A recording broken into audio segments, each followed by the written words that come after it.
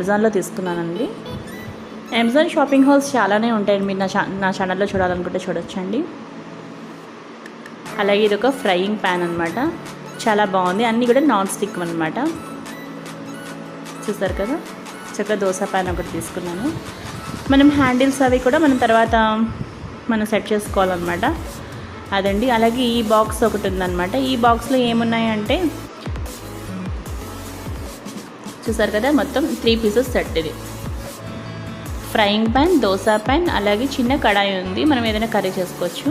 కింద బాక్స్లో కూడా ఏమున్నాయి కూడా మీకు ఒకసారి జస్ట్ చూపించేస్తానండి. మీరు పెద్ద వీడియో చూడాలనుకుంటే అది కూడా ఒక వీడియో ఉందండి. సెపరేట్గా నేను మ్యూజిక్ యాక్సెస్ చేశాను అనమాట. సో ఇదనమాట ఆ వీడియో. చూడండి ఈ బాక్స్లో ఏమున్నాయి అంటే మీకు జస్ట్ చూపించేస్తున్నాను.